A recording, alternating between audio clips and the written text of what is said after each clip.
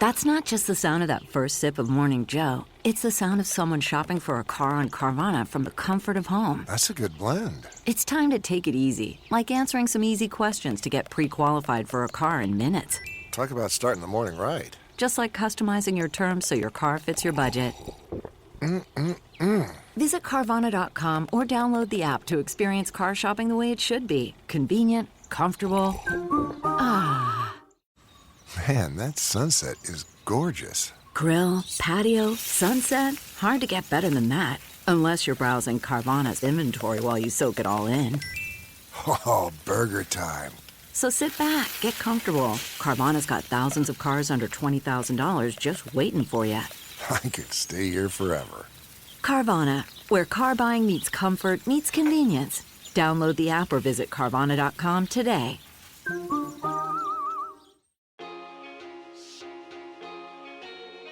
Hello and welcome. I'm Sam Harris, and it is my true honour and pleasure to host you here on the Growth Mindset podcast.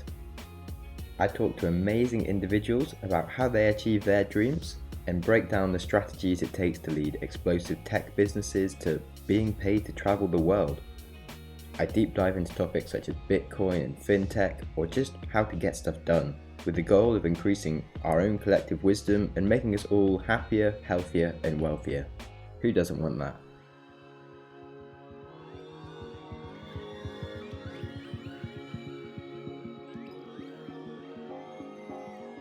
On the show today, we have none other than myself.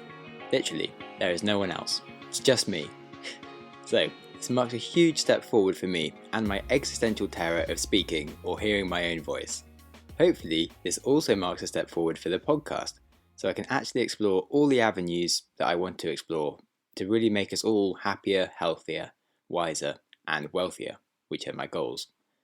So, I admit that so far this podcast hasn't exactly been true to the topic of growth mindset always, and it has been quite focused on business and CEO stories, which certainly isn't a bad thing. They've been fun, and it's just not the general podcast I was setting out to create. It's been difficult because I've been traveling for the entire year since I started the podcast, and I've only just returned home and finally had time to really make a better plan and approach scientists and more specific business leaders, or just tackle any subject that I want to myself if needed. So now that I have more time, I'm really going to make the podcast a reliable thing that will be released weekly and provide great value to you, the listeners.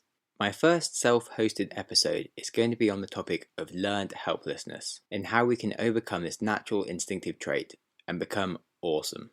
So people generally believe that in a bad situation, you're going to do whatever you can to escape it. And this is actually a misconception. In truth, there are many bad situations that affect us every day where we feel we're not in control of our own destiny. And we just give up and accept the situation that we're in. And learned helplessness is the behaviour where, after you endure a repeated painful experience that you're unable to escape or to avoid, you learn to just accept this bad thing and you avoid dealing with it when new situations arise. And even when a bad thing starts happening that you've had before arises and you are able to deal with it, you don't recognise the fact that you can deal with it and you just accept it and you dwell in this bad moment. Essentially, if you learn that you are helpless in situations, you just give up hope of being able to help yourself, even when other factors of the situation change. And you just resign yourself to the problem, and you never try to test your assumptions. So you become more insecure about your actions, and subsequently more likely to fall into that situation again. And the negative feedback loop kicks in, and you just lose all confidence, and you just try to shut it out of your life, and things become bad. Okay, so why do you need to know more about learned helplessness? What's the point of you listening to this episode? Well, it turns out there are a lot of ways that we all experience learned helplessness and lose control in our lives to different degrees, even though we don't think we do. I, for one, certainly wouldn't have thought I would suffer from this trait at all.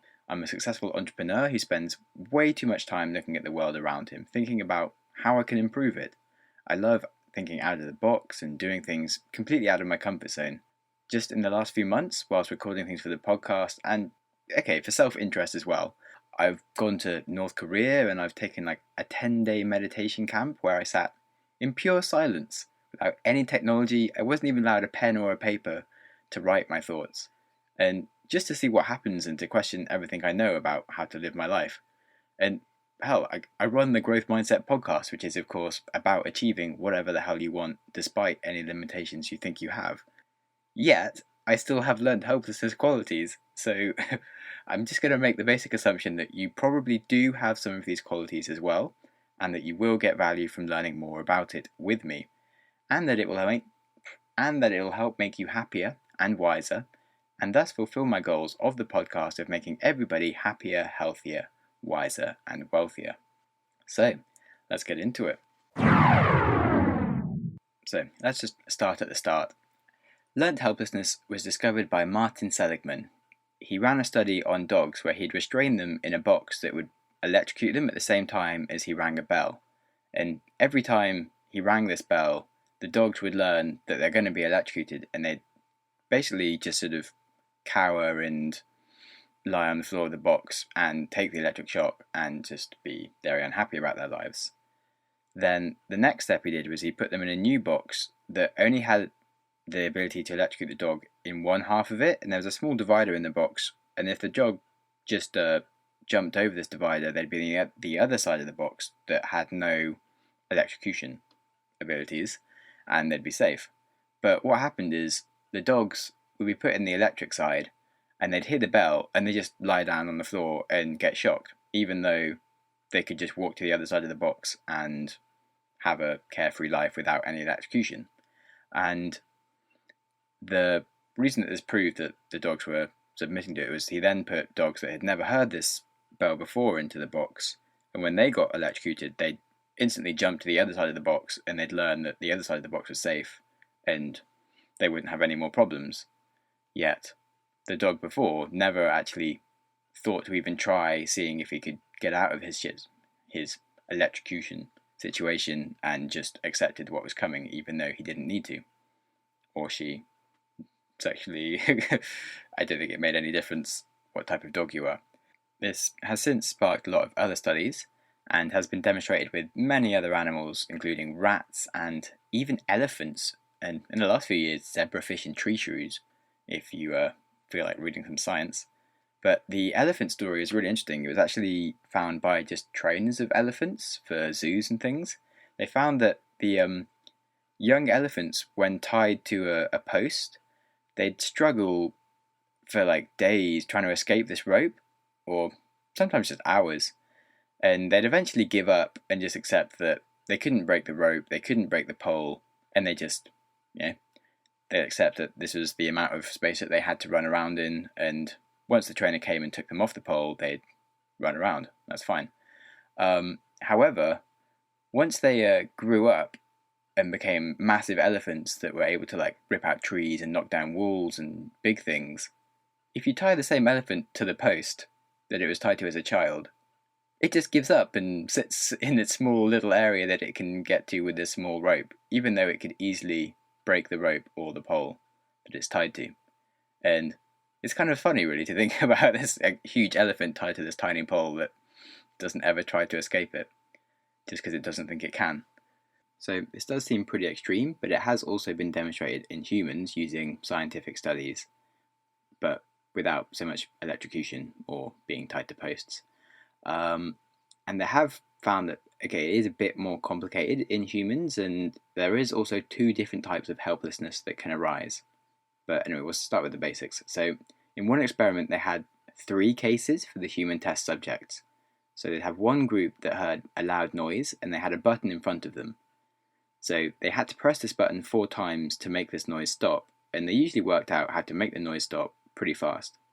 In the second group, they had the same noise and the same button, but when the humans pressed this button, nothing would happen, and so these people would soon just stop bothering to press the button and just accept that the noise was going to be there and it was annoying. And then there's a third group that just didn't have any noise at all. Then, in the second round of tests, they gave all the participants the same noise and the same box that just had a lever in front of them that allowed them to push the lever and turn off the noise. So the first group of people that had the button that worked, they turned off the noise pretty quickly with this new lever. The second group, however, didn't bother to push the lever, even though it was right in front of them, and they just sat there with this annoying noise like, oh, geez, this is so annoying, I hate this test. And yeah, they could have just pushed the lever, but they didn't bother. And then the third group that didn't have any noise obviously tried pushing the lever and they turned it off.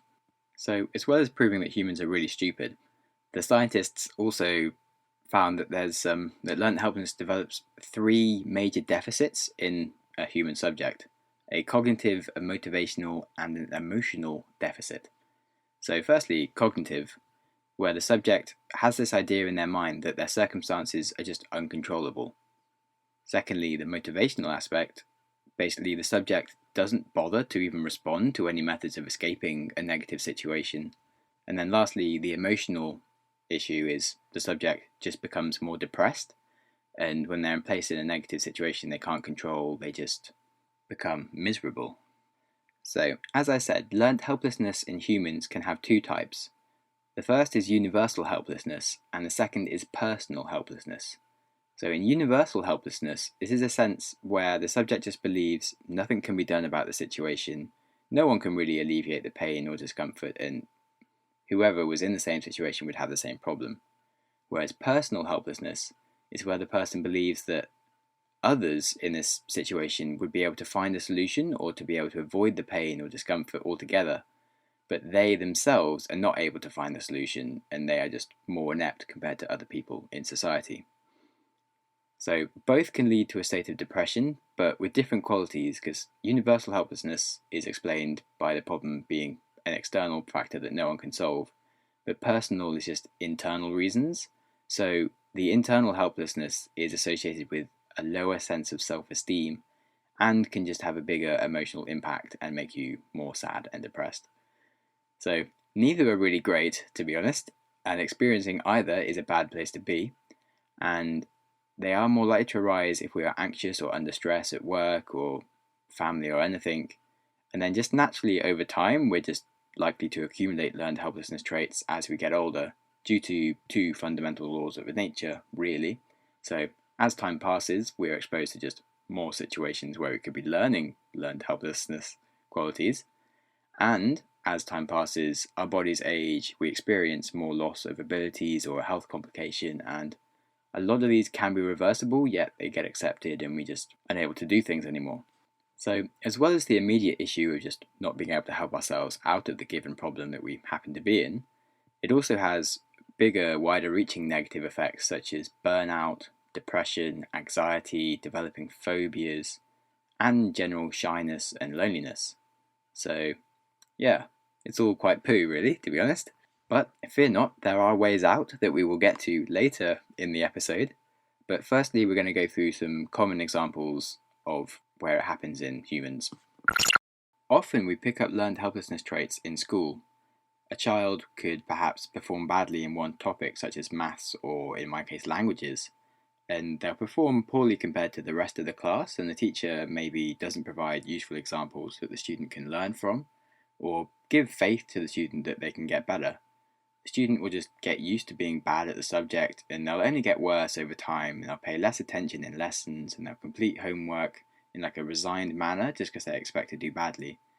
They'll just lose confidence to use the skill in the rest of their life. So, e.g., a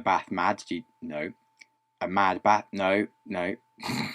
Oh, Jesus. So, yeah, on the subject of learned helplessness, I'm quite dyslexic, by the way. What I'm trying to say is that a bad maths student... I've done it. I said it. Right. Anyway, got a bit off track there. Yes, a bad maths student might never have the confidence to work with figures outside of the classroom again and go into something like computer programming or starting a business if they're worried about the figures. Or someone who's bad at languages might never try to learn a new language and assume that they just won't be able to and ever have the joy of speaking to someone from a different country. As a good example of this, my friend who first told me about learned helplessness used to be quite bad at English. So he was at school in Germany and he had one teacher who gave him his test results back once and just told him that he'd never be any good at English and that he was just a stupid child. So seriously, what the hell is this guy doing being a teacher? But anyway, this had quite a bad effect on my friend and really damaged his motivation to try and get better at English. and he just always approached it with an attitude that he wouldn't learn much, and so he struggled a lot more than he needed to. But luckily, Germans basically have to study English forever, so he went on to become pretty much fluent regardless. He just took a lot longer doing it and had a lot more pain, and he just had really low confidence for a long time, even when he was basically fluent. So he just wouldn't want to talk to people in English or try studying abroad or anything, even though he could have done that fine. Another common example is shyness. People who feel shy in social situations can eventually feel that there's nothing that they can do to overcome their symptoms of shyness. And when they believe their symptoms are outside of their control, this can lead them to just not engaging in any social situations at all. And it makes the shyness even more pronounced and compounding, and adds to effects of anxiety and stress around the situation of anything social, and so they just avoid it even more, and this just becomes a negative feedback loop. So I personally suffered a lot from shyness and language learning difficulties and speaking difficulties as a child, which I still have a bit, but where I first encountered learned helplessness was with coding. So my co-founder at the time, who was the same guy that I just spoke about with the English learning, he was teaching me some programming techniques for a new front-end framework that we were writing, and this was for a business that I was more the business guy in and not so much the coder. I just happened to be able to code, and there was only 3 of us, so at the time we just needed to be concentrating on development. He was teaching me and giving me some tasks to do, and I was basically constantly asking him more questions whenever I became stuck or just didn't understand what was going on. I just didn't have any confidence in the code that I was writing, and I generally made the assumption that whatever I was doing was probably wrong, and so I'd completely internalized that I was just really shit at coding. And eventually got to the point where he sat down and just told me that I wasn't stupid and that I was showcasing learned helplessness, and I was just thinking that the only solutions to my problems were to ask him instead of finding the solutions to my problems on Google, where all the solutions were. And I was just always assuming that I would fail if I took it on by myself. So I basically had this mindset that I just wasn't clever enough to work things out by myself, and I just needed someone to show me the way every time. And as a coder, that's really dangerous because it causes you to be insecure about your actions and just generally worse at everything from the start. And it becomes a self-fulfilling prophecy of your own demise. Like, if every time you want to learn something new, you expect that it's going to take you forever and you need to do a million tutorials or hire a mentor, then you're never going to get anywhere on your own. So my friend challenged me that I wasn't as stupid as I was telling myself, that I could genuinely answer most of my questions myself if I just took more time to read the things that I didn't understand and follow all the unknown paths to their end, and I would actually be able to answer most of the questions that I had, because everything was written in front of me. I just needed to open my eyes and actually use my own initiative instead of depending on others. So for a coder, that's a really hard thing to admit, but it did completely change my attitude and made me so much better at it. And now I read parts of applications that I haven't written and just crazy stuff that I would never normally have been able to understand, but I can just go through it and work out what the hell's going on to actually be able to use it. And I can take on things that I've never done before and feel safe that I will eventually be able to work out what I need to do and fix my own problems and do things without asking others. And sometimes I can do things without even using the internet. I'll just spend more time planning and writing down what's going on and why I can't get to the solution the current way I'm doing it. And it's amazing. I genuinely feel like a new person. So I think it's worth giving some tips to anyone that does want to be a more independent coder, or if you ever thought that maybe you would go into coding in the future, this will be some useful pre-information. Some of these things actually translate into other areas of life like business and planning and stuff. So hopefully these will help you. So these are things that you probably did learn the first time and you did them and then you forgot and stopped doing it, and now you make all the mistakes again and again. Number 1, when you're trying to do something difficult or like build a larger application, don't just start coding straight away. Write out what it is you're going to do and make a plan. And the more complicated this thing is, the more notes you should make. And it just keeps things so much more simpler and keeps you on track. And the same thing happens if you're doing business or just task setting and goal setting. It's just the way to do things. Number 2, if you're going through someone else's code, say they're part of a large application and you're joining in to help them, write down what each file does and each function within that file. Like, methodically make a map of how things work. Write down any difficult questions and things you don't understand, and now try and find all the answers to them. Again, the same thing happens if you're joining a new business or something. Number 3. Google is your best friend. So everybody knows this, but how many times have you asked someone how to do something and they just had to sit and Google it for you? I mean, it's embarrassing. It's really embarrassing. So before you ask someone something, just first ask Google again. Often things like turning it off and on again is also a really embarrassing thing to do when someone tells you to do that and you haven't already tried it. And again, this also works with most things in life. And number 4, finally, the rubber duck philosophy, which is one of my favourite philosophies. So let's say you've tried Google and that hasn't worked, and you've tried turning it off and on again and that hasn't worked. Before you ask your friend, or if you just don't have a friend, try using the rubber duck philosophy. So this is where you have a hypothetical conversation with a rubber duck. If you don't have a rubber duck, just have it with yourself. You don't actually need anything there to do this. Basically, what you do is you explain what it is that you're doing, and you explain what the problem is. Maybe even draw your duck a little diagram. This will likely already solve your issue just by doing this, but if not, you can then ask the rubber duck the question of how do you fix the problem? And with a better map of where the problem lies, you can break down what you do and you don't know, and this will help get to the root of the issues, and you can usually find the answer. So many times when you're explaining a problem to someone, you'll say something along the lines of, well, I really should have done it this way, but I'm doing this other way that's a bit complicated, and just stop. Like, literally, just stop speaking at that point. Because if the first thing you said was, well, I really should have done it this way. And so, that's all you need to do. Just go and do it that way. Like, you don't need to do anything else.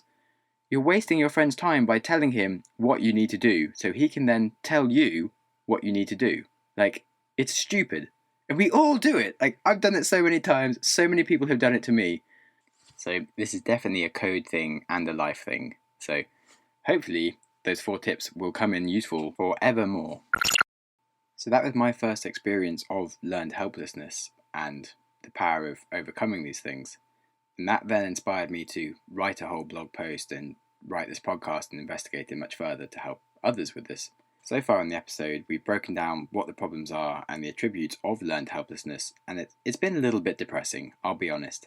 So I've given one example of how I dealt with it, but now we're going to learn about the more scientific solutions that we can use to overcome any learned helplessness attribute, so that we can all live happier and more successful lives, and we can just be a bunch of winners. Martin Seligman, who discovered learned helplessness, gives the examples of top athletes and their resilience and optimism.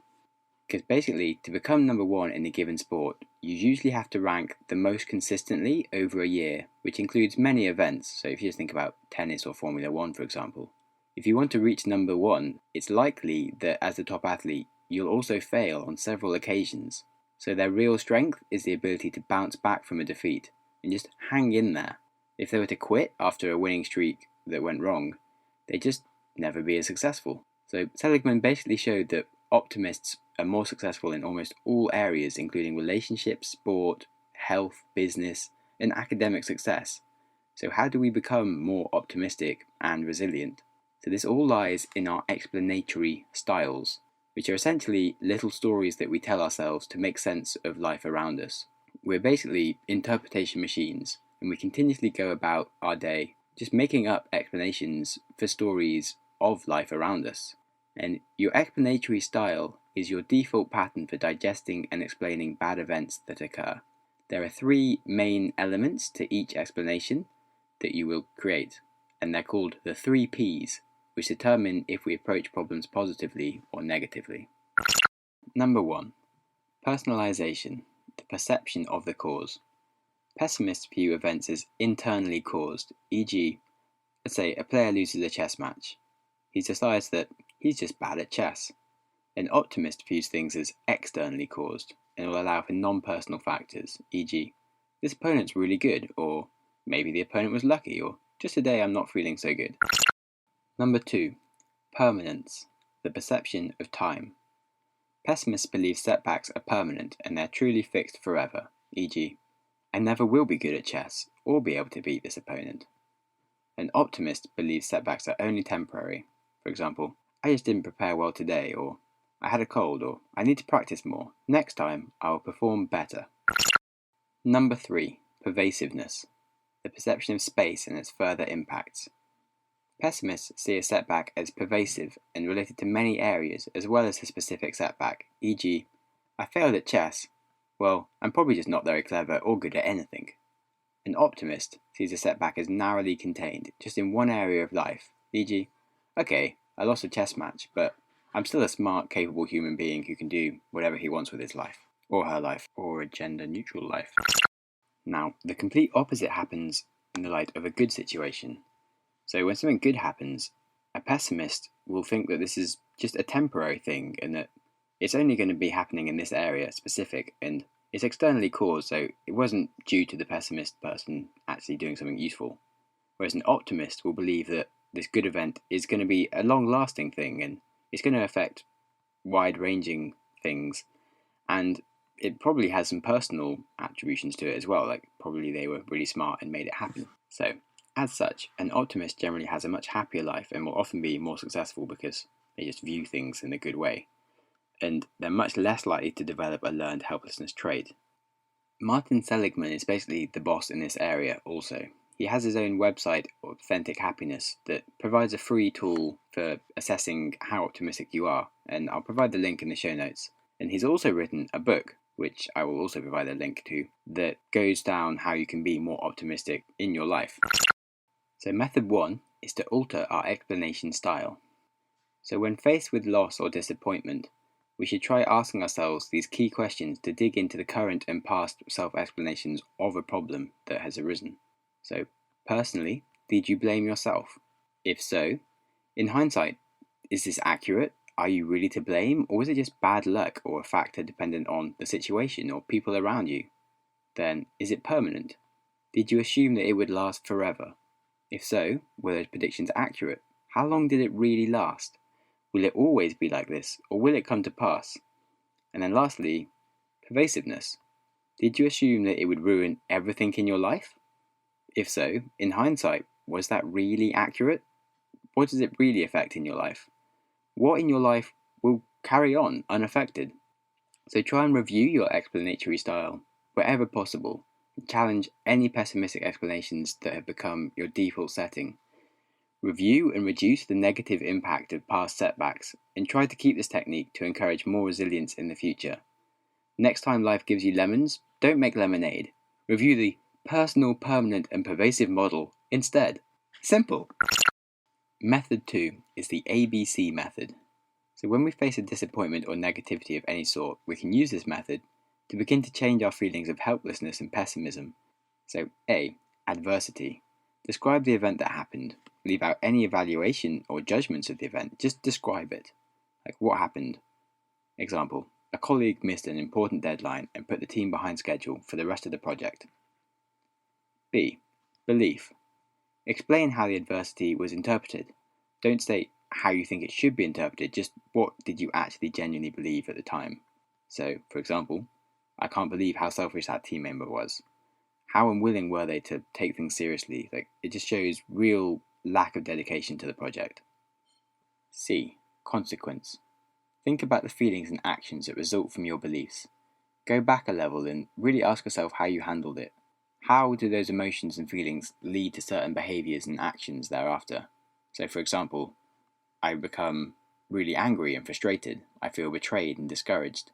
I notice that I begin raising my voice and I become hostile towards this team member. D. Disputation. Do you have any grounds to dispute your automatic reactions? What are the possible repercussions of following those emotions? Consider whether there are greater benefits to moving on from the situation and stopping this default impulsive reaction that you have before it starts. So, for example, okay, maybe I am overreacting. I don't know the full situation yet and why he was so busy. Perhaps this person had a bad week, or they tried to get the work done but ran into some issues that I didn't know about. By letting myself get stressed, I just annoy myself, and others, and I further hinder the project by reducing my ability to work with this team member. E. Energization. So did you manage to turn things around? Put all of your focus on the positive feelings that ensue from a result of reframing your thoughts, emotions, and behaviours. Ask yourself, what's different now that I handle this situation in the positive light into how I normally handle it? And relish in this personal reward. So, for example, I'm really proud of myself for intervening on my automatic reactions, and I was able to stop them partway through. I'm happy that I'm accomplishing more now by working with this guy that I wouldn't have been able to work with otherwise, and I'm just looking at things in a more reasonable manner. Way, life's amazing, woohoo! At least that's what you're supposed to say. By regularly applying the ABC method, you'll be able to get into a habitual groove of just a more optimistic response and to avoid damaging pessimism. And once you've practiced it a few times, you'll notice a more natural way of reframing situations in response to a negative and annoying event. So that example was out of a textbook, so it'd be good to practice another example now whilst we're learning it. And for me, the ABC method has a really stupid name. It's actually the ABCDE method to start off with. And to be honest, those letters seem like they're only really chosen because they're catchy, and the words they represent aren't the best words to describe the action for each point, like energization. What the... Yeah, it seems stupid to me. So the result is I'm annoyed and I don't use the method. But no, I'm going to use the method right now. So, A. Adversity. There is this method that exists that is helpful for being positive, but it does have a silly name. Okay, B. Belief. I think the name is really stupid and is therefore quite a stupid method. C. The consequence. I don't really take the method seriously because I'm a bit preoccupied by how stupid the name is rather than the actual method. D. Disputation. Actually, maybe I'm the one being silly because I'm wasting an opportunity to learn a better way of living my life that perhaps could make me a calmer, happier person that gets on better with people and can be more productive and kinder to those around me. Perhaps I should try out the method anyway, and maybe give it a better name if I'm so concerned about the name, like the deep dive method or the... Okay, maybe it has a really good name. Perhaps I like the name. Perhaps ABC method name is a good name and I should shut up. E. Energization. Good, what a good example. I just made myself laugh at how stupid I am. And yeah, I feel more positive about the problem and I'm more willing to use the ABC method to fix these things that I might react to negatively. Isn't life fabulous? And yay! Happy feelings! Method 3 is setting SMART goals. So we want to achieve a greater sense of self-control, and we should practice active goal setting. This is proven to increase behavior change as it increases your desire to act in a particular way. Setting sensible goals that are likely to be achieved provides a sense of control over our outcomes, and even more so when we begin to meet these goals on a consistent basis. The best way of organizing your goal setting is through the SMART method. So, S. Specific. You need to know exactly what it is you want to achieve and just not some vague goal. Like, what is it exactly? When is it going to happen? Who is going to be involved? How am I going to make it happen? M. Measurable. You need to track your progress. It must be measurable. This helps provide feedback for your brain that it's going to give itself a sense of more control. So you either need to set some kind of goal with a metric behind it, like X amount of revenue or something, or it has to be like a yes or no answer, like I have definitely done this thing. Like the stairs have been hoovered, as opposed to not been hoovered. So the common mistakes here are to choose something that isn't specifically measurable and it's just kind of vague, or to go for something that's measurable but too achievable, so it's just quite easy and it kind of lets you off the point of actually setting yourself a challenge. A is for achievable. You don't want it to be too easy, but you also don't want it to be too hard, because then it's just a pointless goal. You won't be able to reach it, and it's more likely you'll just give up and fall back into doing nothing. So ask yourself things like, is my target really achievable? And what will happen if I fall short? Are there any constraints or obstacles to overcome that I should think about? And what do I need to sacrifice in order to achieve this goal? R is for relevant. How relevant is the goal to you? Will it be fulfilling to you as an individual? Do you really need to achieve this goal, or is a different goal more worthy of your effort? Does it actually fit in with your other goals? So ask yourself things like, why is this goal important to me? What is worth sacrificing to achieve this goal? Will this goal really make me happier, or am I just trying to prove something to others? And lastly, T is for timed. So you need to establish a time frame with a set deadline and time for completion. You need to set benchmarks that will help you track progress en route to the goal and help maintain motivation over time. And you need to check in regularly. Are there steps that you can be taking right now to help achieve a long-term goal? What should be done over the next week to contribute to the goal? What should be done over the next month to contribute to the goal? So SMART goals are pretty super for everything in life, as well as just getting away from learned helplessness problems. There's a lot of good goal setting apps out there that can help you do a good job. And if you're really serious about setting and achieving a certain goal, I highly recommend using Stick with an extra K at the end of it. It's an app which allows you to set stakes against your goals, so you can donate to an anti-charity if you don't keep up with a certain goal. Or you can have lower stakes, like just giving some money to a friend or donating to a pot for yourself. It just helps provide a framework that makes you really have to dedicate yourself to this goal. And that is it. So we found that we can all develop learned helplessness traits, but with a positive attitude, we can reduce our likelihood to be so prone to them, and by assessing ourselves, we can overcome our self-imposed limitations and lead happier and more successful lives. So be sure to check out the blog for a list of resources and further links for those who are interested in learning more about the topic, and some great videos on how to deal with overcoming mindset challenges. There's some really good TED Talks on this. And then, of course, as I do love books, I will give you the top books for this. So, Learned Helplessness, A Theory for the Age of Personal Control, and Learned Optimism, How to Change Your Mind and Your Life, are two books by Martin Seligman and other psychologists, and they basically cover the whole topic of learned helplessness and then dealing with it. And then the other great book for this topic is, of course, Mindset, The Psychology Behind Success, which is by Carol Dweck and is, of course, the grounding of the growth mindset philosophy, which, if you listen to the podcast, Growth Mindset, maybe you probably read it already, and if not, you'll enjoy it, I think. You've listened to an episode of the Growth Mindset podcast. If you enjoyed the show, please subscribe on your preferred app and give me a good rating. If you are unable to give good feedback right now, try sharing the show with a friend who will, or just wait for the show to improve. If you have any ideas for the show or you just want to reach out, I'd love to talk to you. On Twitter, I am at Sam Harris Tweets, or Instagram, SamJamSnaps. Show notes, along with links to everything that we discuss, are available at growthmindsetpodcast.com, along with information on how to get involved and blog posts on cool things that you should be aware of. Thanks so much for listening, and I hope you enjoy your next podcast. So you need to establish a time frame. What should be done over the next week to control? Do you really need to fulfill? Method 3 is smetting.